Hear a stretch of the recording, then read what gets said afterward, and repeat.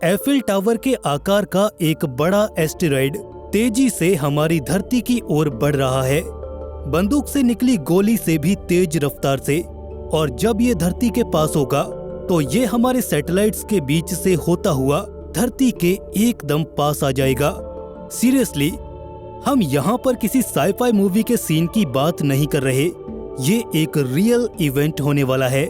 ज्यादा नहीं, आने वाले सिर्फ कुछ ही सालों में इस एस्टेरॉयड का अपना नाम है और शायद आपको इसे एक बार फिर से याद कर लेना चाहिए, एपोफिस। लेकिन इस एस्टेरॉयड से हमें जो खतरा होगा, आखिर वो कहां तक एक रियल डेंजर साबित होगा? क्या ये एस्टेरॉयड सच में हमारी धरती से टकराने वाला है? और अगर हाँ, तो ये हमें आखिर कितना नुकसान पहुंचाने वाला है? क्या ये उस महाविनाश जैसा हो सकता है जिसने करोड़ों साल पहले डायनासोर्स को धरती से खत्म कर दिया था? और सबसे इम्पोर्टेंट सवाल तो ये है कि अगर हम इसके बारे में इतना कुछ जानते हैं तो इस मैसिव डिजास्टर से बचने के लिए हमारे वैज्ञानिक आखिर क्या कर रहे हैं? सन 2004 में एपोफिस की खोज से लेकर आज तक इसने एस्ट्रोनॉमर्स को हाई अलर्ट पर रखा है। केओस और डिस्ट्रक्शन के इजिप्शियन गॉड के नाम पर इस एस्टेरॉयड को एपोफिस नाम मिला है, जिसे कहीं ना कहीं ये एस्टेरॉयड जस्टिफाई भी करता है। ये एस्टेरॉयड हमेशा से हमारे लिए एक चेतावनी की तरह है कि अंतरिक्ष भले ही देखने में एकदम शांत दिखाई दे, लेकिन असलियत ये है कि हम एक ऐसे कॉस्मिक इलाके में रहते हैं जहां पर हमारे बचे रहना ही हमारी खुशकिस्मती माना जाता है। हम घिरे पड़े हैं ऐसे खतरों से जो हमें एक पल में ही खत्म कर सकती हैं। लेकिन क्या होगा अगर एपोफिस का खतरा भी रियल हुआ? तो आज की इस वीडियो में हम 2029 में आने वाली इस तबाही को एकदम डिटेल में जानेंगे। What is Apophis? एपोफिस, जिसका ऑफिशियल नेम 99942 एपोफिस है, ये एक ऐसा एस्टेरॉयड है जिसे NEO यानी नियर अर्थ ऑब्जेक्ट्स में क्लासिफाई किया जाता है। ये मैसिव स्पेस रॉक करीब 370 मीटर डायमीटर की है। ऊंचाई में देखा जाए तो करीब एफिल टावर जितनी ऊंचाई, और इसका भार एस्टोनिशिंग 20 मिलियन टन के करीब है। अगर इसे कंपेयर करके देखा जाए तो शहर के सारे स्काईस्क्रेपर्स को एक जगह इकट्ठा करके एक बड़ा स्काईस्क्रेपर बना दिया जाए और वो बड़ा सा टुकड़ा जो धरती की ओर करीब 25,000 मील प्रति घंटे की स्पीड से बढ़ रहा हो, वो एपोफिस है। सन 2004 में kit peak national observatory Arizona के एस्ट्रोनॉमर्स ने जब से इसकी खोज की है, तभी से एपोफिस एस्टेरॉयड पूरे इतिहास में सबसे बारीकी से स्टडी और मॉनिटर किया जाने वाला एस्टेरॉयड बन चुका है। आखिर क्यों? क्योंकि एस्ट्रोनॉमर्स की इनिशियल ऑब्जर्वेशंस ये बता रही थी कि इस एस्टेरॉयड के सन 2029 में धरती से टकराने के चांसेस करीब 2.7% हैं, और इसी वजह से पूरी साइंटिफिक कम्युनिटी मानो हिल गई थी। हालांकि इसके बाद इस एस्टेरॉयड पर और भी कई रिसर्चेस की गईं, जिन्होंने 2029 में इसके धरती से टकराने की संभावना को रूल आउट कर दिया। लेकिन इसके बाद भी एपोफिस हमारे लिए एक सीरियस डेंजर बना हुआ है। इसके धरती से टकराने का खतरा तो टल चुका है, लेकिन अभी भी अंतरिक्ष में इसका रास्ता हमारे प्लेनेट के बहुत नजदीक से निकलता है, जहां इसके ऑर्बिट में हल्का सा बदलाव भी इसके रास्ते को पूरी तरह से बदल देगा, जिससे आने वाले समय में इसके धरती से टकराने के चांसेस दोबारा बढ़ सकते हैं। देखा जाए तो अभी स्पेस में काउंटलेस एस्टेरॉयड्स मौजूद हैं, लेकिन उनमें से एपोफिस हमें सबसे ज्यादा डराता है, और वो इसलिए क्योंकि ये धरती पर तबाही लाने की क्षमता रखता है।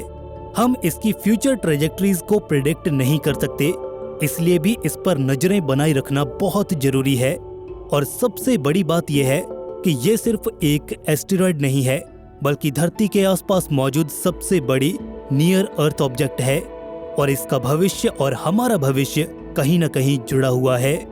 The 2029 close approach. 13 अप्रैल सन 2029।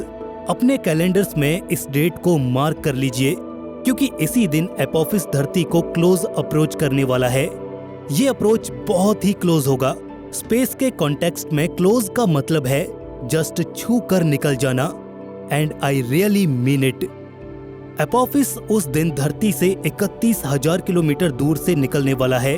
ये दूरी इतनी कम है कि ये बहुत सी सैटेलाइट्स के बीच से होकर निकलेगा।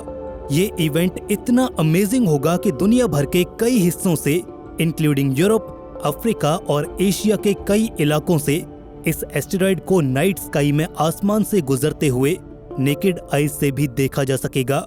आप इमेजिन कर सकते हैं एक बड़े स्काईस्क्रेपर जितने बड़े चट्टानी टुकड़े को अपने सर के ऊपर से गुजरते हुए देखना रोमांचक तो होगा, लेकिन डरावना भी।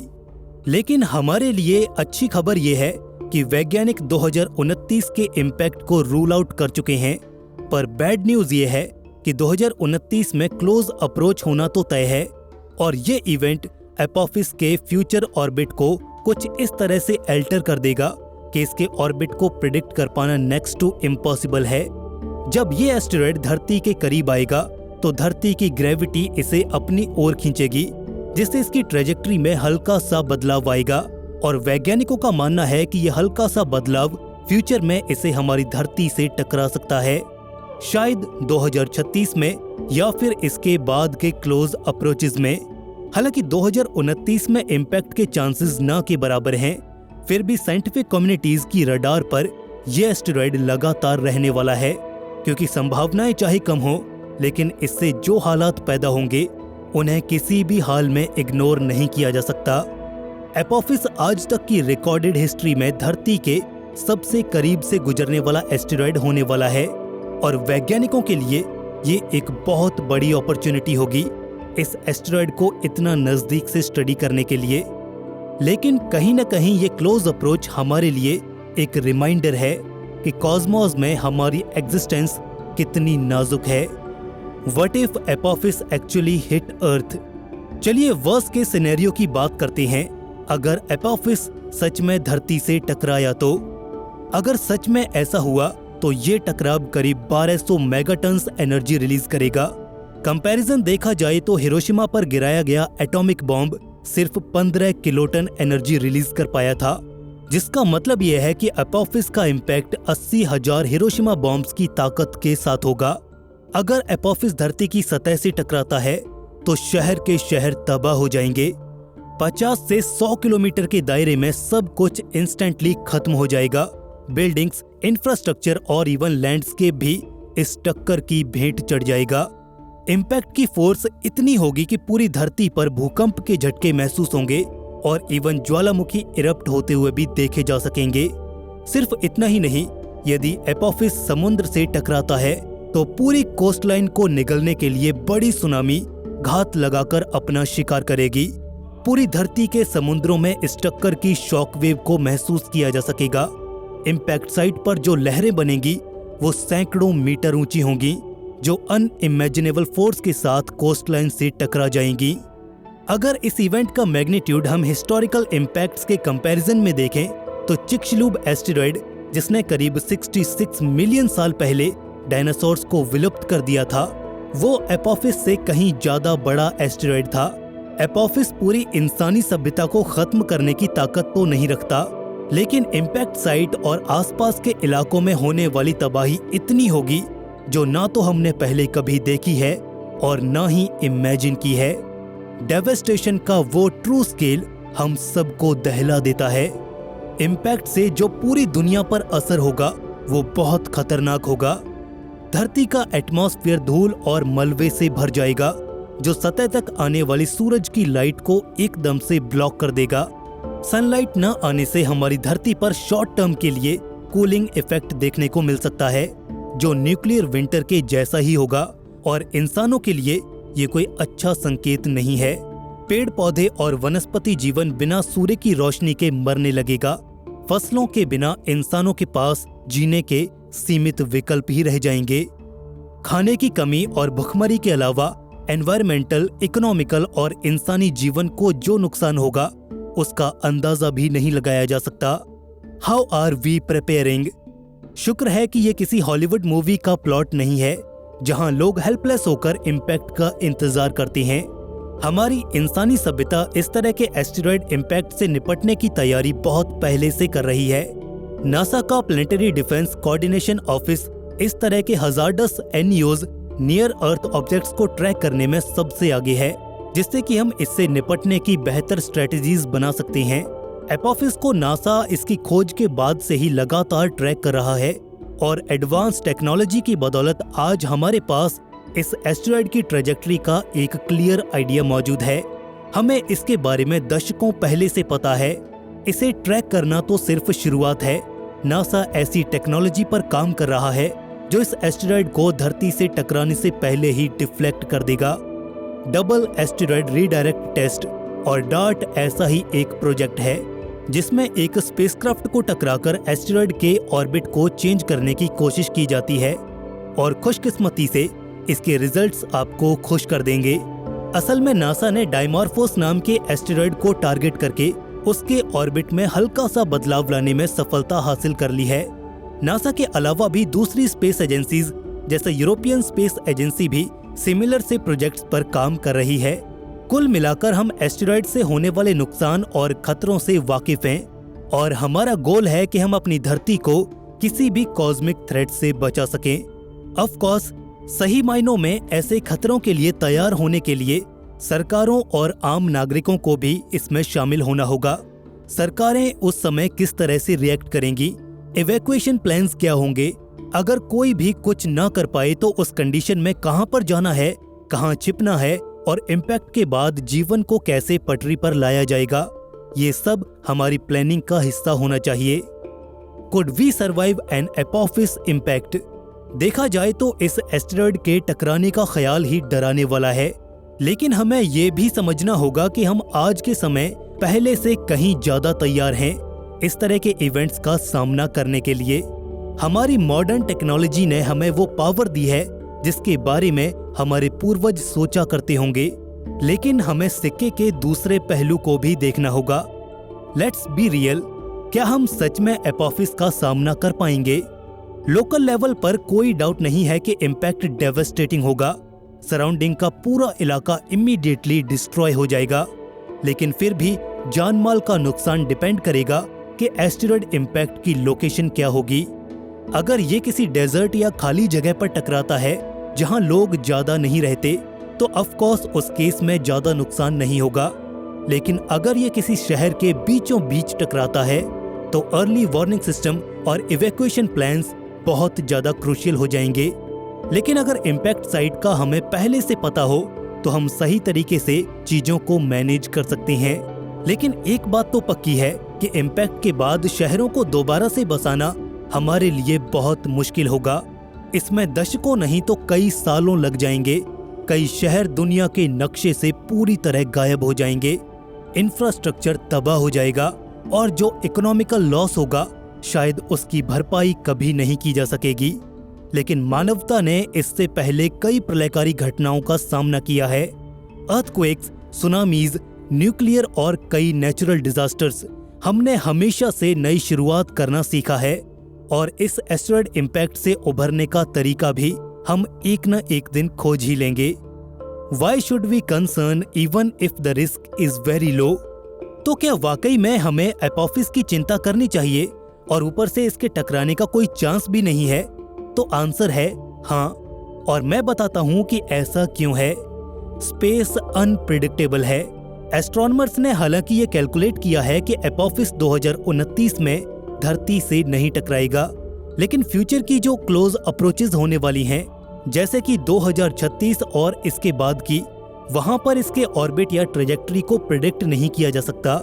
इसकी ट्रेजेक्टरी में हल्का सा चेंज भी पूरी पृथ्वी का फ्यूचर चेंज कर सकता है। इसके अलावा एपोफिस अकेला एस्टेरॉयड नहीं है जिसके बारे में हमें चिंता करनी चाहिए। अभी अंतरिक्ष में ऐसे कई एस्टेरॉयड्स हो सकते हैं जो सीधा हमारी धरती के लिए खतरा हैं, लेकिन उन्हें हम अभी तक खोज नहीं पाए हैं। एपोफिस कम से कम हमें ऐसे खतरों से निपटने की तैयारी करवा सकता है। सन 2013 में रशिया के चेलेबिंस्क में एक मेटेओर एक्सप्लोड हुआ था जिसने सभी को दहला दिया। आखिर एक मेटेओर हमारे एटमॉस्फेयर में घुस जाता है और किसी को कानो कान खबर तक नहीं होती। वो मेटेओर एपोफिस से कहीं छोटा था, लेकिन फिर भी उसकी वजह से कई शहरों की बिल्डिंग्स डैमेज हो गई थीं और करीब 1500 लोग घायल हो गए थे। इस इवेंट का वर्स्ट पार्ट पता है क्या था? हम उस खतरे को डिटेक्ट ही नहीं कर पाए थे। जब तक कि देर नहीं हो गई। इसीलिए जरूरी है कि हम हर वक्त किसी भी खतरे से निपटने के लिए तैयार रहें। एपोफिस उस तरह का एस्टेरॉयड बिल्कुल भी नहीं है जो पूरी धरती या मानव जाति को खत्म कर देगा, लेकिन ये हमारे लिए एक सीरियस रिमाइंडर जरूर है कि स्पेस से आने वाले खतरों से हम अछूते तो बिल्कुल भी नहीं हैं। कब कहां से कौन सी बला आ जाए इसका कोई पता नहीं है। अच्छी बात यह है कि हम तैयार हैं, फिर चाहे वो एपोफिस हो या फिर कोई और आपदा। और यही वो चीज है जो हम इंसानों को इस पृथ्वी का सबसे बेहतर प्राणी बनाती है। प्रश्नों की वजह से ही हम इंसान क्यूरियस हो जाते हैं और उनके जवाब खोजने की कोशिशों में लग जाते हैं। कुछ प्रश्न ऐसे होते हैं जिनको हम उनके अंजाम तक पहुंचा देते हैं, यानी कि उनके उत्तर हमें भली भांति मिल जाते हैं, लेकिन कुछ प्रश्न हमें सोचने पर मजबूर करते हैं।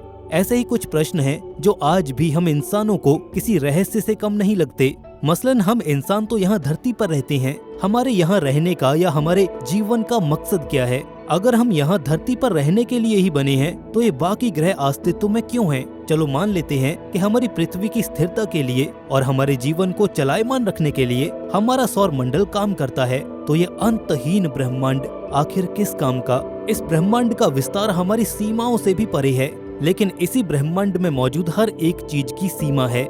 हम सीमित समय तक ही जीवित रहते हैं और यात्रा भी एक सीमित गति से ही कर सकते हैं। तो एक व्यक्ति या इंसान या पूरी मानव सभ्यता चाहकर भी इस पूरे ब्रह्मांड के विस्तार को समझ नहीं सकती है, तो फिर ये आखिर बना ही क्यों है?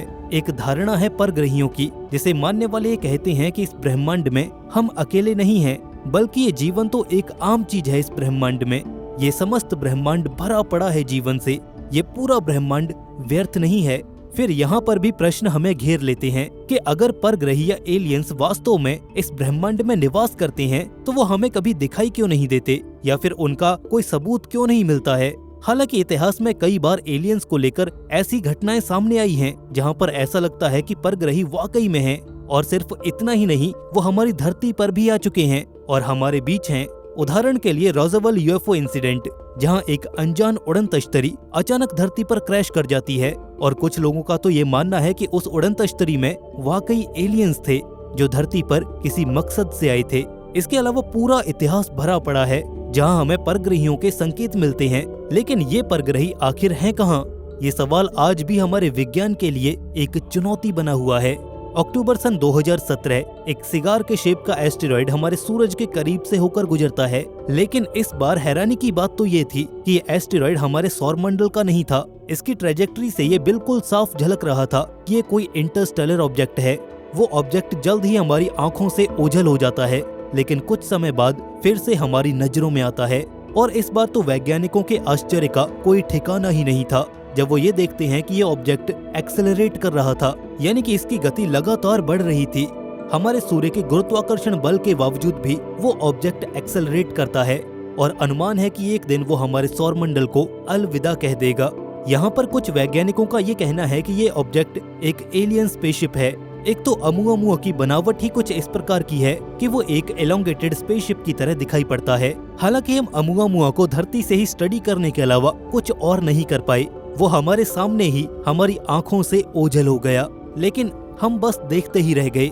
एक ऐसा ही किस्सा अगस्त सन 2019 में हुआ, जब वैज्ञानिकों ने 2I बोरिसोव नाम के एक कॉमेट को डिटेक्ट किया। यहाँ भी वैज्ञानिक इस बात से हैरान थे कि ये कॉमेट भी हमारे सौरमंडल का नहीं था, लेकिन इस बार भी हम सिर्फ इस कॉमेट को दूर से ही स्टडी कर पाए, और ये कॉमेट भी ऐसे ही निकल जाता है।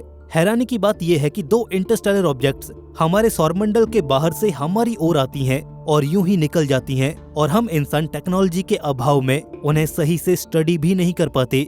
क्या पता वो सच में एलियन स्पेसशिप थे या महज अजीब से दिखने वाले सेलेस्टियल ऑब्जेक्ट्स, लेकिन यहाँ पर हमें हमारी टेक्नोलॉजी का अभाव जरूर देखने को मिला। ये बात वाकई में हैरान करने वाली है कि सिर्फ 2 सालों के अंदर ही हमने 2 इंटरस्टेलर ऑब्जेक्ट्स को नोटिस किया।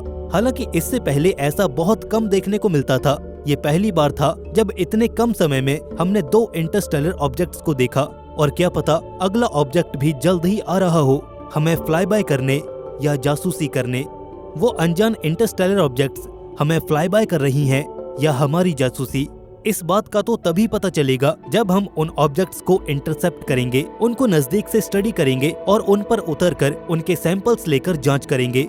तभी क्लियर हो पाएगा कि आखिर वो चीज है क्या। इसलिए हम उस आगे आने वाले मौके को ऐसे मिस नहीं कर सकते और शायद यही कारण है कि वैज्ञानिकों की एक टीम ने इंटरस्टेलर इंटरसेप्टर बनाने का आइडिया सामने रखा है। ये एक ऐसा स्पेसक्राफ्ट होगा जो किसी भी एस्टेरॉइड या कमेट के पास जाएगा, उसे फ्लाई बाय या उस पर उतरकर इंटरैक्ट कर पाएगा। हालांकि ये आइडिया है तो साइंस फिक्शनल, लेकिन शायद यही समय की डिमांड भी है, क्योंकि अगर हमें कोई भी किसी भी प्रकार का एलियन से रिलेटेड क्लू मिलता है तो शायद वो हमारी सबसे बड़ी सफलता होगी। और क्या पता हमें कुछ ऐसा मिल जाए जो हमारी मानव जाति का भविष्य ही बदल कर रख दे। हालांकि हम ऐसा कर सकते हैं क्योंकि हमने लूसी, ओसाइरिस रेक्स, रोसेटा और हायाबूसा 2 जैसे न जाने कितने ही मिशंस को अंजाम दिया है, जहां पर हमने एक स्पेसक्राफ्ट को किसी एस्टेरॉइड की स्टडी करने के लिए भेजा है। लेकिन यहाँ पर इस अप्रोच में प्रॉब्लम ये है कि जब तक हमारे टेलीस्कोप्स किसी इंटरस्टेलर ऑब्जेक्ट को डिटेक्ट करते हैं, तब तक उसके हिसाब से किसी स्पेसक्राफ्ट को डिजाइन करना, उसे बनाना और फिर लॉन्च करके उसे चेज करना, इन सब कामों के लिए हम बहुत लेट हो चुके होते हैं। असल में हमारे पास बहुत कम समय होता है उन्हें स्टडी करने के लिए। जब तक हम स्पेसक्राफ्ट लॉन्च करेंगे तब तक वो इंटरस्टेलर ऑब्जेक्ट अपने सारे सीक्रेट्स लिए हमारे दायरे से कहीं बाहर निकल जाएगा और हम उसे पकड़ तक नहीं पाएंगे। 3 नवंबर सन 2022 को archive.org को 17 पेजेस का एक पेपर पब्लिश किया गया, जिसमें ये कहा गया है कि स्पेस एजेंसीज को एक इंटरस्टेलर इंटरसेप्टर स्पेसक्राफ्ट अभी बना लेना चाहिए जो कि लगभग सभी तरह के इंटरसेप्ट्स को अंजाम दे पाए और उस स्पेसक्राफ्ट को लॉन्च करके धरती से दूर एक ऑर्बिट में पार्क कर देना चाहिए, ताकि जब भी जरूरत पड़े वो जल्द ही अपने टारगेट की ओर निकल जाए। आगे वो कहते हैं कि ऐसे स्पेसक्राफ्ट्स को पार्क करने के लिए धरती के लैग्रांज पॉइंट सबसे बेहतर ऑप्शंस हैं। स्पेस में लैग्रांज पॉइंट उन जगहों को कहा जाता है जहां धरती और सूर्य के ग्रेविटेशनल पुल एक दूसरे को कैंसिल कर देते हैं। यानी कि यहाँ पर अगर हम किसी स्पेसक्राफ्ट को रखते हैं तो वो स्टेबल रहेगा, किसी के ग्रेविटेशनल इन्फ्लुएंस में न होने की वजह से उनका ऑर्बिट चेंज नहीं होगा और इस तरह से किसी भी स्पेसक्राफ्ट को ऑर्बिट में रखने के लिए खर्च होने वाले फ्यूल को हम बचा पाएंगे। और सच मानिए ये एक बेहतरीन तरीका है फ्यूल बचाने का। इसलिए तो धरती के L2 लैग्रांज पॉइंट पर जेम्स वेब स्पेस टेलीस्कोप को पार्क किया गया है। वैज्ञानिकों की टीम ने ये भी कहा कि लैग्रांज पॉइंट से वो स्पेसक्राफ्ट हमारे सौरमंडल में एक वाइड रेंज कवर कर पाएगा। आइडिया ये है कि वो इंटरसेप्टर लो पावर मोड में किसी एलियन ऑब्जेक्ट या इंटरस्टेलर ऑब्जेक्ट के आने का इंतजार करेगा। ये इंतजार कुछ सालों या कुछ दशकों का भी हो सकता है और समय आने पर उसे भी हनुमान जी की तरह अपनी शक्तियां याद दिला दी जाएंगी और ये अपने काम को अंजाम देगा। बिल्कुल वैसे ही जैसे शेर घात लगाकर शिकार करता है, यह भी घात लगाएगा और एकदम सही समय पर अपने टारगेट पर वार करेगा। वैज्ञानिक समय समय पर ये कहते आए हैं कि हमारे सौरमंडल से हर साल अनेकों इंटरस्टेलर ऑब्जेक्ट्स बिना हमारी निगाहों में आए निकल जाती हैं। तो ऐसे में हमें अपने टेलीस्कोप्स पर भी काम करना होगा, जैसे कि वेरा सी रूबिन ऑब्जर्वेटरी जो कि चिली में है और वो अभी बन रही है, लेकिन अनुमान है कि सन 2024 तक वो ऑपरेशनल हो जाएगी। इसके आने से अंदाजा है कि हम हर साल 10 इंटरस्टेलर ऑब्जेक्ट्स को डिटेक्ट कर पाएंगे। वैज्ञानिक कहते हैं कि अगर हम इंटरसेप्टर बनाने में कामयाब हो जाते हैं तो इस बात के 95% चांसेस हैं कि फिर से हमारे सामने अमुआ जैसी इंटरस्टेलर ऑब्जेक्ट सामने आएगी, लेकिन इस बार हम उसे इंटरसेप्ट करेंगे और उसे गहराई से स्टडी करेंगे और ऐसा कारनामा हम आने वाले 10 सालों के अंदर ही कर सकते हैं।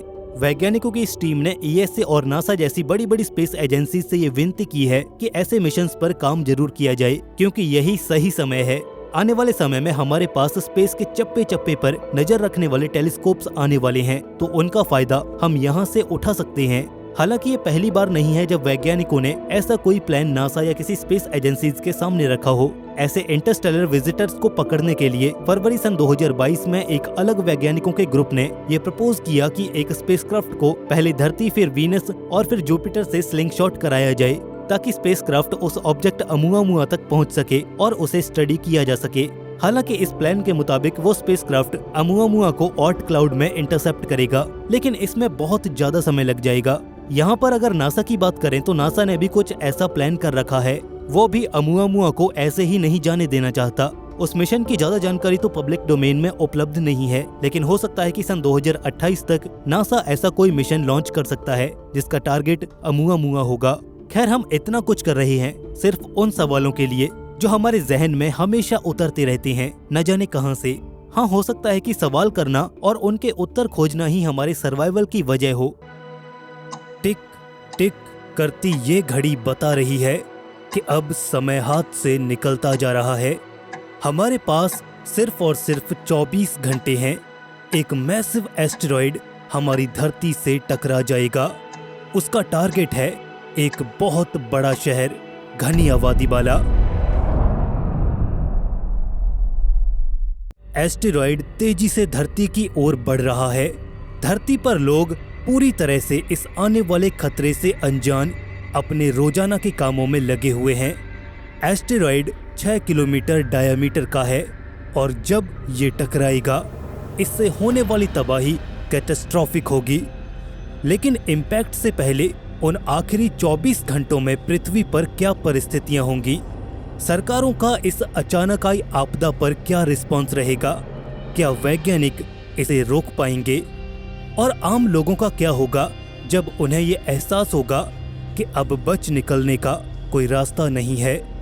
उन्हें इसका सामना करना होगा। ये कोई ड्रिल नहीं है।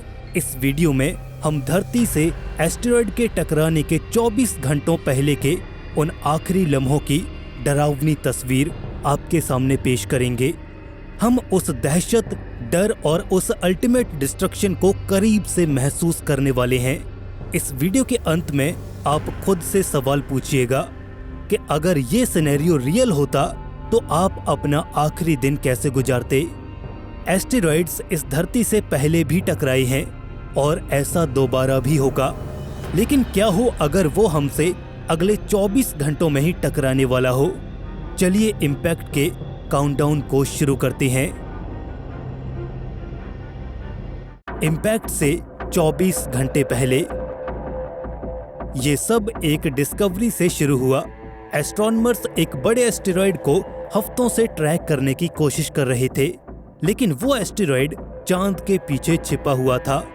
लेकिन अचानक ही एक रात रडार्स उस घात लगा रहे एस्टेरॉयड को पकड़ लेती हैं। एस्टेरॉयड इतना करीब आ चुका है कि उसे देखकर वैज्ञानिकों के होश उड़ गए। कैलकुलेशंस ने जो दिखाया वो सिर्फ तबाही और खौफनाक है। ये 24 घंटों में सीधा हमारी पृथ्वी से टकराने वाला है। एस्टेरॉयड इतना बड़ा है कि उसके टकराते ही बड़े स्केल पर तबाही होगी। ये एस्टेरॉयड अमेरिका के न्यूयॉर्क पर गिरने वाला है।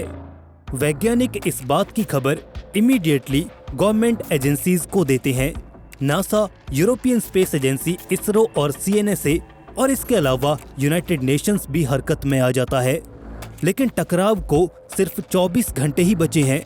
ऐसे में मिशन लॉन्च करके उसे रास्ते से भटकाने या तबाह करने का समय निकल चुका है, क्योंकि एस्टेरॉयड धरती के इतना करीब आ चुका है कि ऐसे मिशन से हम उसे रोक नहीं पाएंगे और आनन फानन में मिशन भी लॉन्च नहीं किया जा सकता। सबके सामने रियलिटी और भी क्लियर होती चली जाती है।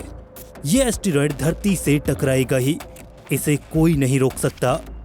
हमारी टेक्नोलॉजी, हमारी बुद्धिमत्ता सब धरी की धरी रह गई। एस्टेरॉयड इम्पैक्ट कंफर्म होने के कुछ ही मिनटों में पूरी दुनिया के लीडर्स को ये चेतावनी पहुंचा दी जाती है। न्यूयॉर्क और इस दुनिया की लगभग आधी से भी ज्यादा पॉपुलेशन के लिए ये 24 घंटे उनकी जिंदगी के आखिरी 24 घंटे होने वाले हैं। इसलिए आम लोगों को एक इमरजेंसी मैसेज ब्रॉडकास्ट किया जाता है। ये संदेश सिंपल था लेकिन डरावना भी।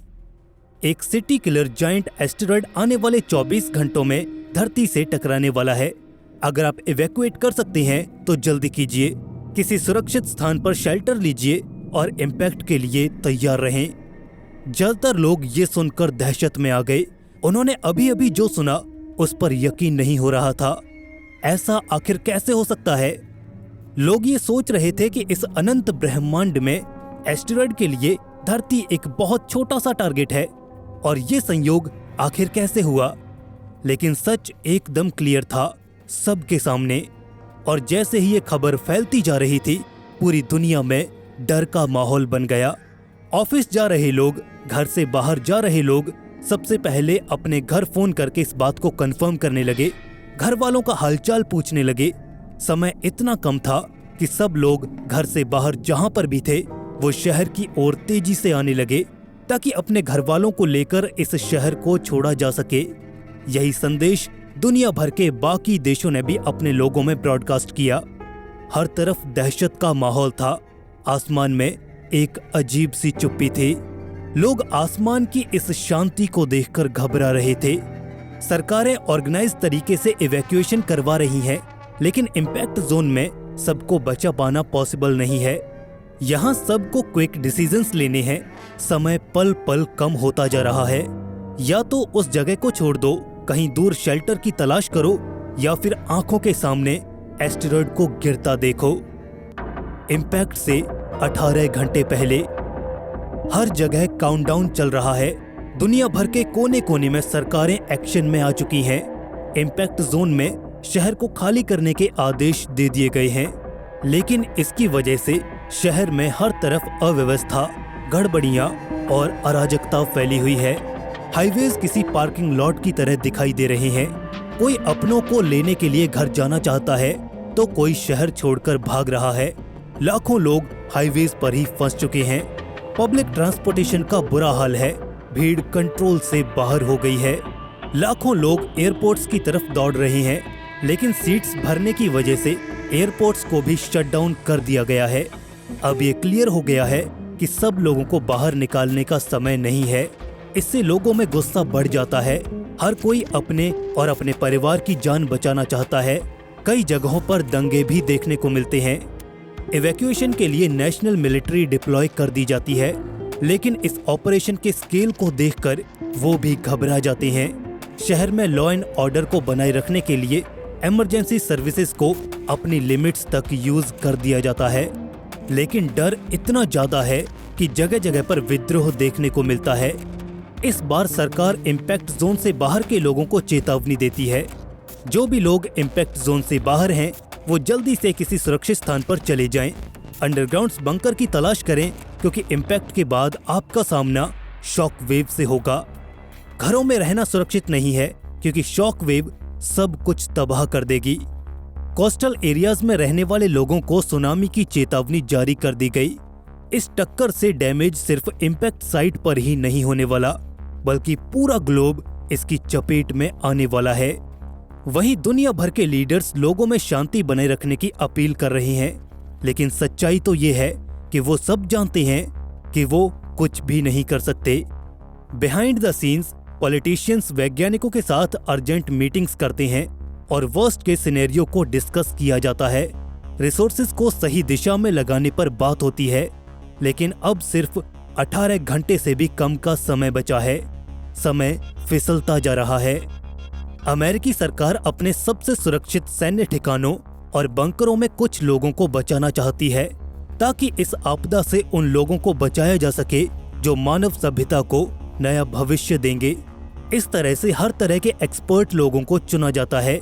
इस तरह की आपदा से बचने के लिए बनाए गए खास बंकरों में उन लोगों को एयरलिफ्ट करके लाना शुरू किया जाता है। खास निर्देश दिए जाते हैं कि सिर्फ उन्हीं लोगों को लाया जाए। परिवार में बच्चों को छोड़कर किसी को भी लाने का ऑर्डर नहीं था। मीडिया आउटलेट्स लगातार आ रही अपडेट्स को ब्रॉडकास्ट कर रहे हैं। इवैक्यूएशन के प्रयासों को और समस्याओं को लगातार दिखाया जा रहा है। भारत में टीवी पर ये सब देखकर लोग सहम गए हैं। उन्हें परिस्थिति की गंभीरता का एहसास हो चुका है। जंगल की आग की तरह पूरे देश में गंभीर परिस्थिति हो चुकी है। दुनिया का सबसे ज्यादा आबादी वाला देश घरों को छोड़कर सुरक्षित स्थान की तलाश में सड़कों पर आ चुका है। इम्पैक्ट से 12 घंटे पहले पूरी दुनिया या तो टीवी के सामने बैठी है या सड़कों पर जद्दोजहद कर रही है। वो सब डरे हुए हैं, वो सब दहशत में है, क्योंकि उनकी घड़ी उन्हें डरा रही है। इम्पैक्ट में सिर्फ 12 घंटे बचे हैं। सिर्फ न्यूयॉर्क और अमेरिका के लोग ही नहीं, पूरी दुनिया को इस डर ने जकड़ लिया है। जैसे जैसे न्यूज आउटलेट्स इस आने वाले डिजास्टर को कवर कर रहे हैं, वैज्ञानिक लगातार डिटेल्ड प्रेडिक्शन करने में लगे हैं कि इसका क्या प्रभाव हो सकता है, कौन कौन सी जगहें सुरक्षित हैं। टीवी पर प्रोजेक्टेड इम्पैक्ट जोन का मैप दिखाया जाता है। लोगों को इस पूरे घटनाक्रम की जानकारी पूरी तरह से लाइव दी जा रही है। इधर एस्टेरॉयड 30,000 किलोमीटर पर आवर की स्पीड से धरती की तरफ बढ़ रहा है। जब ये टकराएगा तो अभी तक डेटोनेट किए गए किसी भी एटॉमिक बॉम्ब से अरबों गुना ज्यादा एनर्जी रिलीज करेगा। लोग इस आफत को आता देख अलग अलग तरीके से रिएक्ट करते हैं। कुछ लोग तो धार्मिक हो जाते हैं, भगवान की शरण में चले जाते हैं। वो चर्च, मंदिर, मस्जिद और गुरुद्वारों में इकट्ठा हो जाते हैं और प्रार्थना करते हैं कि उनका भगवान कोई चमत्कार कर दे, बचा ले इस धरती को। वहीं कुछ लोग इस बात को मानना ही नहीं चाहते कि अगले दिन तक ये दुनिया तबाह हो चुकी होगी। उन्हें लगता है कि वैज्ञानिकों या सरकारों से कोई गलती हुई है। वहीं कुछ लोग इस आने वाली मुसीबत को स्वीकार कर लेते हैं और अंत से जूझने की तैयारी करते हैं। सोशल मीडिया इस दुनिया के आखिरी कुछ घंटों की डिजिटल डायरी बन जाती है। लोग अपने दोस्तों, रिश्तेदारों और दुनिया भर को आखिरी गुड बाय पोस्ट करते हैं। कुछ लोग बाकी लोगों की हिम्मत बढ़ाने के लिए पोस्ट करते हैं। देखा जाए तो हर तरफ इंटरनेट इसी से भर जाता है। #फाइनल डे, #एस्टेरॉयड स्ट्राइक जैसे हैशटैग से इंटरनेट पर बाढ़ आ जाती है। लोग तरह तरह की फोटोज, मैसेजेस पोस्ट करते हैं। कुछ लोग लाइव स्ट्रीम करके इस भयंकर तबाही को दुनिया भर तक पहुंचाना चाहते हैं। इकोनॉमिक सिस्टम पूरी तरह से बिखर जाता है। लोग जॉब्स और बिजनेसेस को छोड़कर अपनी जिंदगी के आखिरी लम्हे अपने प्रियजनों के साथ बिताना चाहते हैं। स्टॉक मार्केट ये खबर आते ही क्रैश कर चुकी है। कंपनियां एक ही दिन में कंगाल हो चुकी हैं। बैंक डिफॉल्ट कर चुके हैं। दुनिया भर में बैंकों में लूटपाट की खबरें आने लगी हैं। पूरी धरती पर जैसे जैसे समय बीत रहा है, टेंशन्स बिल्डअप होना शुरू हो जाती हैं। कुछ देश जो इम्पैक्ट जोन से बाहर हैं, वो लोगों को शेल्टर देने और मदद करने के लिए आगे आते हैं, लेकिन अंदर से सब जानते हैं कि ये उनके आखिरी प्रयास हैं। चाहे उनकी या किसी की भी जान बचे या ना बचे, उन्हें प्रयास तो करना ही होगा। इम्पैक्ट से 6 घंटे पहले। इम्पैक्ट में सिर्फ 6 घंटे बचे हैं। सिचुएशन अब और भी ज्यादा इंटेंस होती जा रही है। बहुत से लोगों ने जो शहर से बाहर नहीं निकल पाए हैं, उन्होंने ये एक्सेप्ट कर लिया है कि अब बचने का कोई रास्ता नहीं है। इम्पैक्ट जोन में जो इवैक्यूएट नहीं कर पाए, वो अपनी जिंदगी के वर्स्ट केस सिनेरियो के लिए खुद को तैयार कर लेते हैं। फैमिलीज घरों में एक जगह पर इकट्ठा हो जाती हैं। वो कन्फेशंस करते हैं और गिले शिकवे भूलकर उन आखिरी मोमेंट्स में खुलकर जीना चाहते हैं। वो एक दूसरे को कंफर्ट देने का प्रयास करते हैं। कुछ लोग इस आ रहे एस्टेरॉयड को घरों में नहीं बल्कि छतों और खुले मैदानों से देखने के लिए निकल पड़ते हैं, इस आशा से कि उनके फाइनल मोमेंट्स शांति भरे हों। वहीं कुछ लोग ये जानते हुए भी कि बचना मुश्किल है, फिर भी अंडरग्राउंड शेल्टर्स और बेसमेंट्स में छिप जाते हैं। वो अपने परिवार का ढांढस बढ़ाते हैं और इसका सामना करने के लिए तैयार हो जाते हैं। इस अफरा तफरी के माहौल में कई नेकी और दयालुता की कहानियां भी सामने आने लगी। वो पड़ोसी जो हमेशा लड़ते झगड़ते रहते थे, इस दिन उनमें से एक ने अपने बेसमेंट के दरवाजे सबके लिए खोल दिए। पड़ोसी राशन पानी में एक दूसरे की हेल्प करते नजर आए। इन आखिरी कुछ घंटों में कम्युनिटीज आपस में इकट्ठा होकर इस डिजास्टर को साथ में मिलकर फेस करने के लिए तैयार हो जाती हैं। अब ये दुनिया वैसी नहीं रही जैसी करीब 18 घंटे पहले थी। इस दहशत की वजह से कई जगहों पर लॉ एंड ऑर्डर तोड़ते हुए लोग लूटपाट करते भी नजर आए। लोग बड़े बड़े स्टोर्स, दुकानों और गोदामों को लूट रहे थे ताकि वो बंकर्स में लंबे समय तक सरवाइव कर पाएं। कुछ मौका परस्त लोग घरों में चोरियां कर रहे हैं, लेकिन शायद वो ये नहीं जानते कि ये खतरा कितना भयंकर होने वाला है। पुलिस बल इतने लोगों की भीड़ के सामने कमजोर पड़ता नजर आता है। वो इस अराजकता को सड़कों पर हुड़दंग मचाते हुए देखने के अलावा कुछ नहीं कर पा रहे हैं। वहीं आखिरी कुछ घंटों में रिलीजियस लीडर्स भारी संख्या में लोगों को प्रवचन देने के लिए इकट्ठा कर लेते हैं, जो उन लोगों को शांत रहने के लिए कहते हैं और धर्म की बातों से वो लोगों को इस आपदा का सामना करने का उत्साह देते हैं। फिलोसोफर्स, वैज्ञानिक, थिंकर्स और बड़े बड़े धर्मगुरु जीवन के ऊपर अपने विचार पेश करते हैं और जीवन के अर्थ, इसके उद्देश्य पर डिबेट करते हैं। ब्रह्मांड और इसमें बसी मानव सभ्यता पर भी डिबेट होने लगती है। इसमें कई लोग इस आपदा को स्वीकार करते हुए एस्टेरॉयड के टकराने का इंतजार करने लग जाते हैं। कुछ लोगों के लिए ये खुद के अंदर झांकने का समय होता है। वो अपने जीवन को याद करते हैं, अपने किए अच्छे बुरे कर्मों को याद कर ईश्वर की शरण में चले जाना चाहते हैं। लेकिन वहीं कुछ लोगों के लिए ये समय डर, घबराहट और पैनिक का है।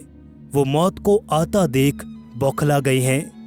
पूरी दुनिया की लैब्स में अभी भी वैज्ञानिक बिना थके काम कर रहे हैं। वो कैलकुलेट कर रहे हैं किसी ऐसे लास्ट मिनट वेरिएबल को जो इस पूरे खेल को पलट कर रख दे, जो उन्हें आशा की एक किरण दिखा पाए। क्या ऐसा नहीं हो सकता कि आखिरी पलों में वो एस्टेरॉयड अपना रास्ता बदल दे? वैज्ञानिक भी यही उम्मीद लगाए बैठे थे और दुनिया भर के अरबों लोग भी। क्या इस समय भी कुछ किया जा सकता है जो हमारे ग्रह को बचा ले? लेकिन महज 6 घंटों से भी कम समय बचा था। घड़ी की टिक टिक सबकी आशाओं पर पानी फेर रही थी।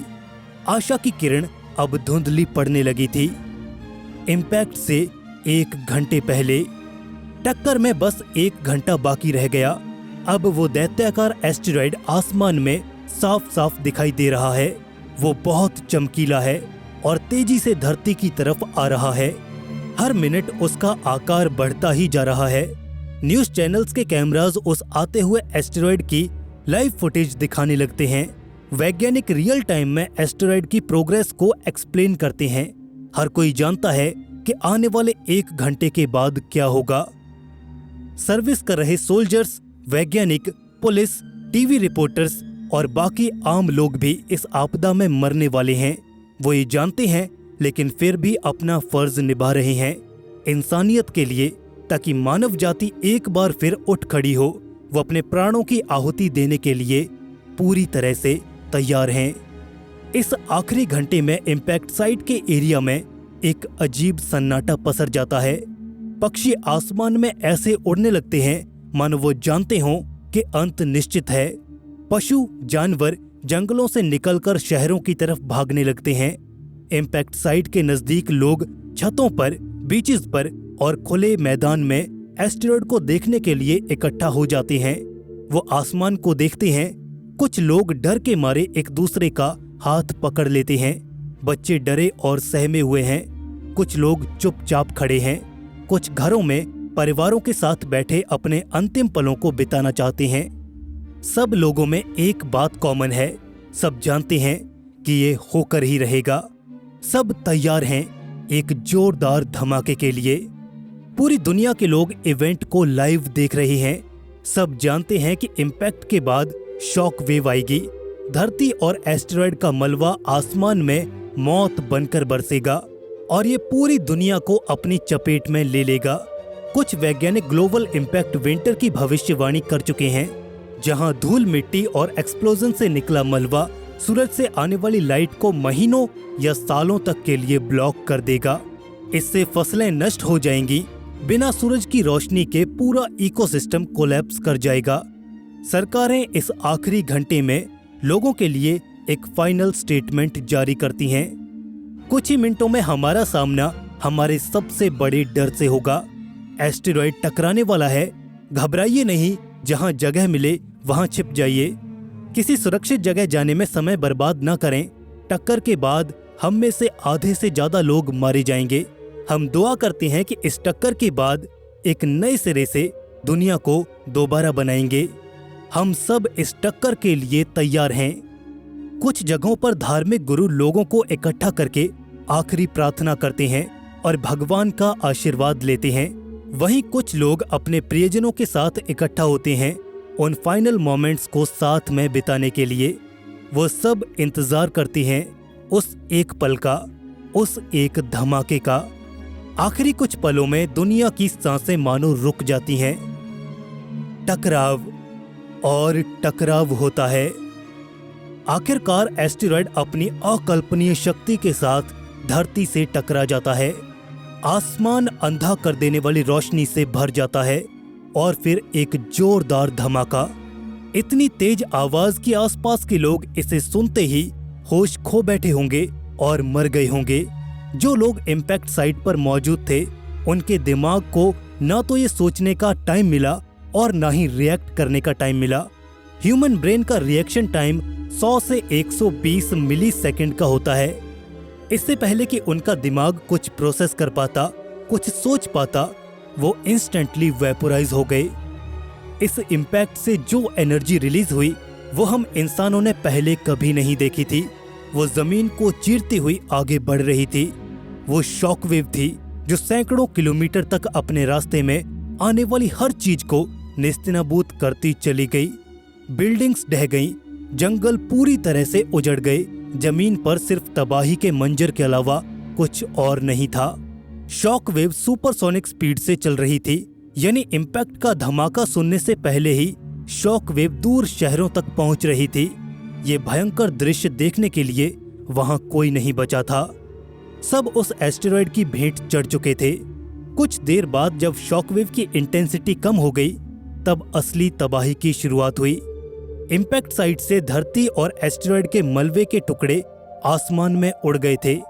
ये गर्म लावा था जो अब शहरों, घरों और छिपे हुए लोगों पर बरसने वाला था। धूल मिट्टी से पूरा आसमान भर गया। जंगल में आग फैल गई, जिससे जानवर जलकर मरने लगे। इंसान इस तबाही को नहीं झेल पाए। आसपास के सभी लोग इस तबाही में मारे गए। इम्पैक्ट इतना जोरदार था कि पूरी धरती पर बड़े बड़े भूकंप देखे गए। समुद्र में भूकंप की वजह से लहरों ने अपना आकार बढ़ा लिया और सैकड़ों मीटर ऊंची लहरें शहरों को निगलने के लिए अब आगे बढ़ने लगी थी। टकराव एक जगह पर हुआ, लेकिन इसका असर पूरी दुनिया में देखने को मिला। सूर्य की रोशनी सालों तक धरती की सतह तक नहीं पहुंच सकती थी, जिससे धरती का तापमान एकदम से कम हो गया। ग्लोबल इम्पैक्ट विंटर्स आ चुकी थी। फसलें खराब होने लगीं। जो जीव जंतु बचे थे वो एक एक कर मरने लगे। लेकिन इंसान जो इस तबाही को सरवाइव कर पाए, उनका भविष्य अधर में लटका हुआ था।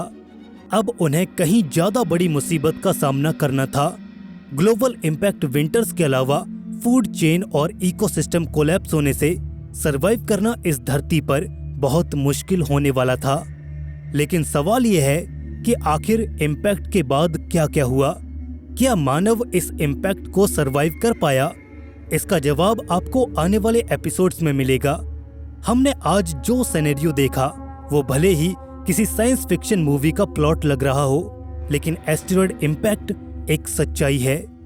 आप खुद से ये सवाल करिए कि इन परिस्थितियों में अगर आप होते तो आप क्या करते? अपना रिएक्शन हमें नीचे कमेंट सेक्शन में जरूर दें। अगर आपको ये वीडियो पसंद आया तो इसे लाइक और दोस्तों में शेयर जरूर कीजिए। ऐसे ही और इन्फॉर्मेटिव वीडियोस के लिए चैनल को सब्सक्राइब करके बेल नोटिफिकेशन इनेबल जरूर कर लीजिए। दोस्तों, जल्द मिलेंगे ऐसे ही एक और नए इन्फॉर्मेटिव वीडियो के साथ। तब तक के लिए स्टे क्यूरियस, बी हैप्पी। नमस्कार।